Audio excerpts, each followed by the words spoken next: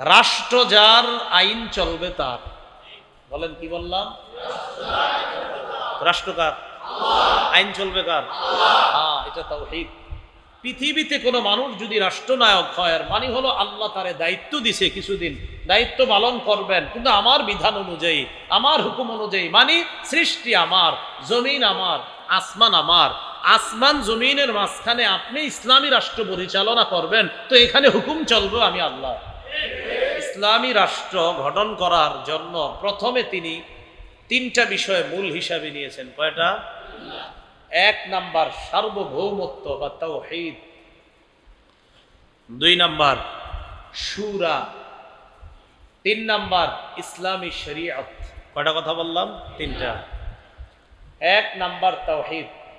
তাওহীদ মানে আল্লাহর একত্ববাদ স্বীকার করা, আল্লাহর একাত্মবাদ স্বীকার করা, এর মানে হলো তাওহীদ।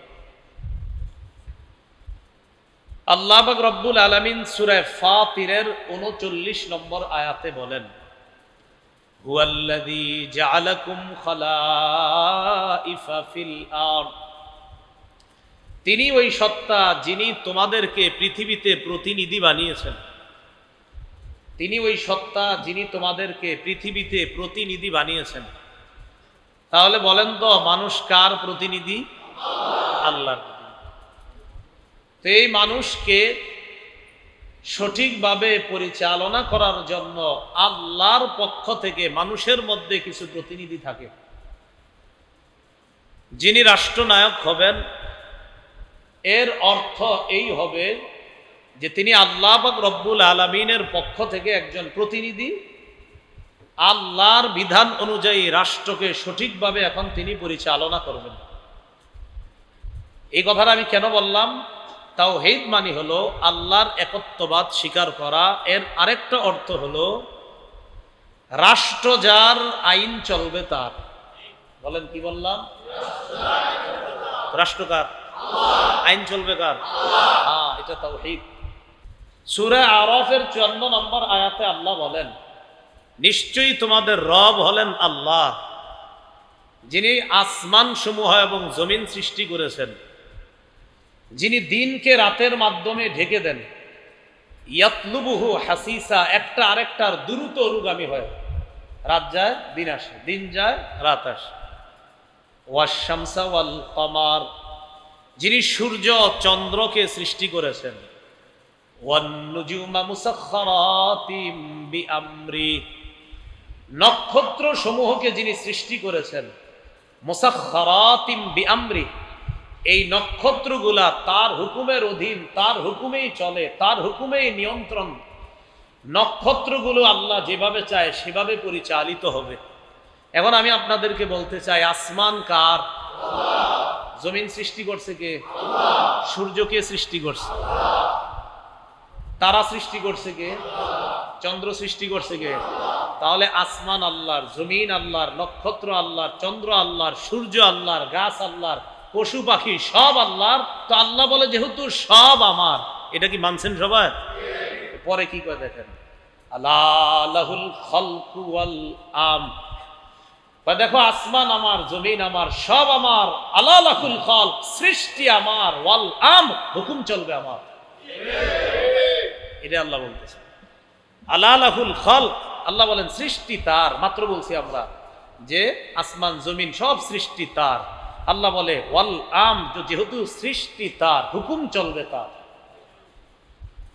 তো সার্বভৌমত্ব, এই সার্বভৌমত্বে কোনো অংশীদার সাব্যস্ত করা যাবে না।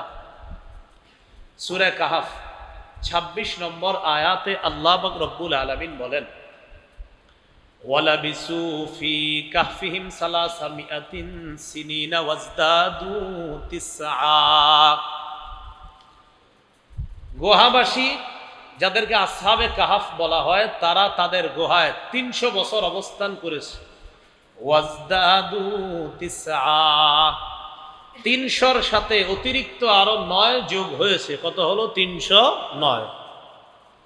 এবার আল্লাহ বলেন, কুলিল্লাহু আ'লামু বিমা লাবিসু, নবী আপনি বলেন আল্লাহ অধিক অবগত তাদের অবস্থান সম্পর্কে। লাহু গায়বুস সামাওয়াতি ওয়াল আরদ, আসমান জমিনের গায়েবের খবর লাহু, সব আল্লাহর। বলেন, আসমান জমিনের গায়েবের খবর কে জানেন? তো এটা বলার পর আল্লাহ পাক রব্বুল আলামিন শেষে বলতেছে, ওয়ালা ইউশরিক ফি হুকমিহি আহাদা। আল্লাহ তার সার্বভৌমত্বে কোনো অংশীদারি সাব্যস্ত করে না, সার্বভৌমত্বে কাউকে আল্লাহ শরীক বানায় না। পৃথিবীতে কোনো মানুষ যদি রাষ্ট্রনায়ক হয়, মানে হলো আল্লাহ তারে দায়িত্ব দিছে, কিছুদিন দায়িত্ব পালন করবেন, কিন্তু আমার বিধান অনুযায়ী, আমার হুকুম অনুযায়ী। মানে সৃষ্টি আমার, জমিন আমার, আসমান আমার। আসমান জমিনের মাঝখানে আপনি ইসলামী রাষ্ট্র পরিচালনা করবেন, তো এখানে হুকুম চলবে আমি আল্লাহ। আল্লাহ বলে সার্বভৌমত্বে তিনি কাউকে শরীক বানায় না। সূরা ইউসুফ 40 নম্বর আয়াত। আল্লাহ পাক রব্বুল আলামিন বলেন, ইনিল হুকমু ইল্লা লিল্লাহ, ইনিল হুকমু ইল্লা লিল্লাহ। বিধান চলবে না ইল্লা লিল্লাহ, তবে আল্লাহর বিধান। এটার মূল অর্থ হলো ইনিল হুকমু ইল্লা লিল্লাহ, বিধান চলবে শুধুমাত্র আল্লাহর। বলেন, বিধান চলবে কার? আল্লাহ। নবী ইসলামী রাষ্ট্র ব্যবস্থায় সর্বপ্রথম তাওহীদকে গুরুত্ব দিচ্ছে। নবীজি ইসলামী রাষ্ট্র পরিচালনায় সর্বপ্রথম তাওহীদকে গুরুত্ব দিয়েছেন। তো সূরা ইউসুফে আল্লাহ বললেন, ইনিল হুকমু ইল্লা লিল্লাহ, আমারও আল্লাহ তা'বুদু ইল্লা ইয়্যাহ। আল্লাহ হুকুম করেছেন তোমরা যেন আল্লাহ ছাড়া আর কারো ইবাদত না করো। তাহলে বলেন তো, এবার সুন্দর মতো বলি, রাষ্ট্র কার? আল্লাহ। হুকুম চলবে কার? আল্লাহ। ইবাদত কর্ম কার? আল্লাহ। কারণ বিধান তো আল্লাহ বলে, বিধান আমার, হুকুম আমার, তো ইবাদতও আমার করবা। তুমি আমারও সিজদা দাও, আমার আরেক জায়গায় সিজদা দাও, মানে কি?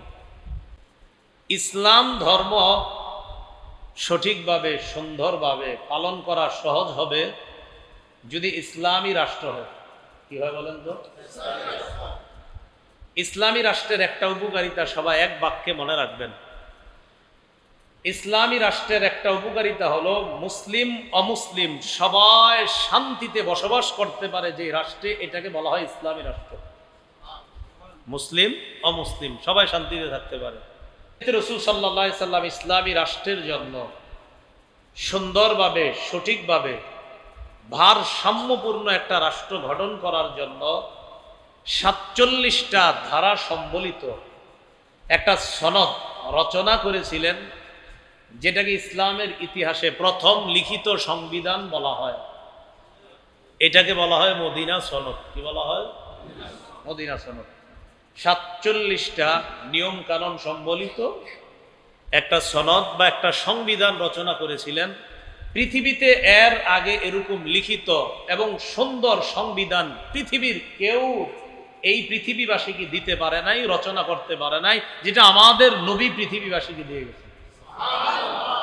আল্লাহ পাক রব্বুল আলামিন আমাদের সকলকে শিরিক মুক্ত জীবন যাপন করে আল্লাহর একত্ববাদ যেন আমরা লালন ধালন পালন আমল করতে পারি, আল্লাহ তৌফিক দান করেন।